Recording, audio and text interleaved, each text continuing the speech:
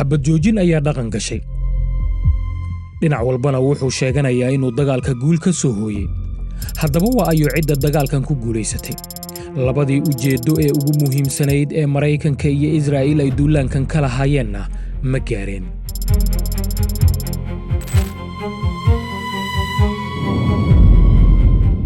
waxa dhacay ma ahayn oo kaliya iska hor imaad caadiya laga soo bilaabo Febraayo 28 ilaa Abriil 7 adduunku wuxuu dhagaha ka maqlayay hugunka madaafiicda iyo gantaalaha dhaayahana ka daawanayay uurada qaraxyada duulaankii 5 toddobaad wuxuu taariikhda ku galay inuu noqday kii ugu xoogganaa ee bariga dhexe ka dhaca tan iyo dagaalkii Khaliijka kadib toddobaadyo la isku riiqmay waxaa dhaqan gashay xabad joojin 2 toddobaad oo ay Bakistaan dhinacyada u kala dab qaadaysay Iiraan waxaa loo damaanad qaaday in xabadda laga joojinayo kadibna ay furto marinka Hormuz diryankii madaafiicda si ku meel gaar ayuu u aamusay hase ahaatee waxaa bannaanka yimid garaafooyin badan oo soo gaaray saamayntii Maraykanka uu dunida ku lahaa taasoo aanay cidina hore u sii saadaalin jugtii ugu horreysay ee Tehraan lala beegsado waxay xaqiijisay arrin mustaxiil u muuqatay waxa ku nafwaayay hogaamiyihii sare ee Iiraan Cali Khamenei iyo madax kale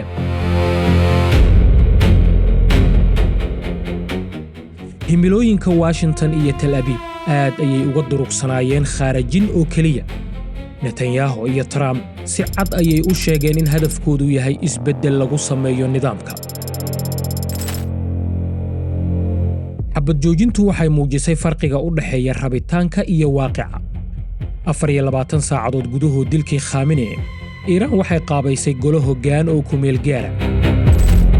maalmo gudahoodna mujtaba Khamenei oo uu dhalay hogaamiyaha la dilay ayaa loo magacaabay xilkii uu aabihii ka geeriyooday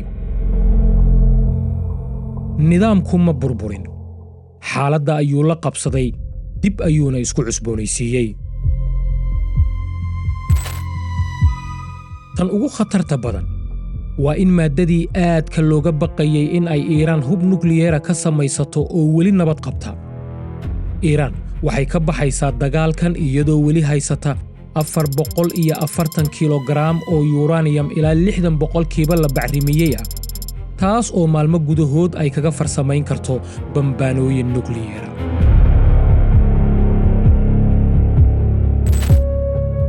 madaxweyne Trump ayaa markii uu dagaalku maalmo kooban socday iska war helay isaga oo dhexda ka fadhiya dagaal uu si fudud ku bilaabay oo dhammaadkiisu aanu dhowaanahan soo muuqan NATO Japan iyo Kuuriyada Koonfureed ayuu ka codsaday in ay u soo diraan maraakiib dagaal si xoog loogu furo marin biyoodka Hormuz wuxuu aaminsanaa in wadamo badan ay ku soo beeri doonaan hal wadanna ma aqbalin codsiga Trump Faransiiska Talyaaniga iyo Spain si cad ayayba u diideen codsiga Trump dalal kale oo Switzerland ay ku jirtana waxay diideen in hawadooda ay maraan diyaaradaha qaybta ka dagaalka madaxweynaha golaha Yurubna wuxuu ku tilmaamay bartilmaameedsiga kaabayaasha dhaqaalaha rayidka sharci darro iyo wax aan la aqbali karin ra'iisul wasaaraha Jarmalka ayaa isagana sheegay in dagaalkan aanu koodi ahayn kala jab aan horay loo arag ayaa ku yimid midnimada milatariga reer galbeedka amar diido aan horay loo diiwaan gelin dhowaanahanna la filayn ayay Yurub iyo dalal Aasiya ku yaala ku sameeyeen bahwadaagoodii istiraatiijiga ahaa ee Maraykanka cadaadiska dhaqaale ee gudaha ayaa culayska ku sii kordhiyay maamulka Trump qiimaha shidaalka ayaa aad kor ugu kacay balaayiin dollar ayaa maalmihii ugu horreysayba ku baxday dagaalka waxaa gabaabsi noqday madaafiicda qabta gantaalada iyo droniska Pentagon-kuna waxa uu Koongareeska ka dalbaday ansixinta 200 bilyan oo dollar oo dheeraada shacabka Maraykanka ayay lacagtaasi kaga baxaysay kaalimaha shidaalka waxaana isi soo tarayay gadoodka ay dadku uga soo horjeedaan dagaalkan xabaddu waxa ay joogsanaysaa Israa'iil oo dib u xisaabtamaysa ammaankeeduna uu liito si ka duwan weerarkii 6 maalmood ee sanadkii hore dagaalkan wuxuu bannaanka keenay nuglaanta hannaanka difaaca hawadeeda marka loo fiiriyo gantaalada iyo diyaaradaha aan duuliyaha lahayn ee Iiraan kuwaas oo si maalinle ah u garaacayay magaalooyinka waaweyn ee Israa'iil. dowladaha khaliijka oo qaarkood ay si qarsoodi ah u taageerayeen gulufkan, qaar kalena ay isku muujinayeen kuwa dhexdhexaada, ayaa mar kaliya waagu uu ku baryay iyaga oo baylah u ah gantaalada iyo droniska Iiraan oo bartilmaameedsanaya xarumahooda tamarta iyo warshadaha biyaha. 5 toddobaad gudahood, dowladaha khaliijku waxa ay si isku mid ah u lumiyeen adduun ka badan $120 bilyan oo dollarka Maraykanka. dalladda amniga Maraykanka oo ay waddamadaasi aad isugu halaynayeen ayaa ku guuldarraysatay inay caasimadahooda ka difaacdo weerarrada Iiraan. iska baddaayay waxa ay Washington si buuxda u difaaci weysay saldhigyadeeda ku yaalla khaliijka. si kastaba ha ahaatee, qaylada ugu weyn waxa ay ka soo yeertay marinka Hormuz. Iiraan ayaa ceeji ku qabatay marinbiyoodkan ay maraan qiyaastii 20% saliidda iyo gaaska adduunka. Tehraan waxay caddaysay in juquraafigu uu yahay hubkeeda ugu awoodda badan.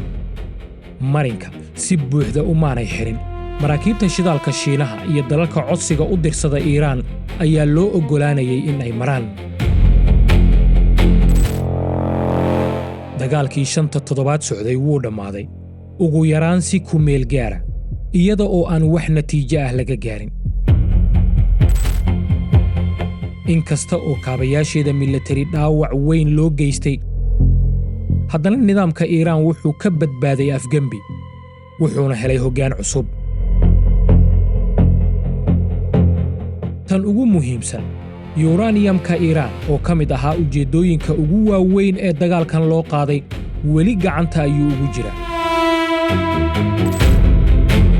Trump wuxuu siyaasad ahaan ku guulaystay in uu ka baxo dagaal sabab u noqon karay amaba qayb ahaan u noqday in ay ka haraan codad badan oo muhiim ugu ahaa doorashada xilliga dhexe.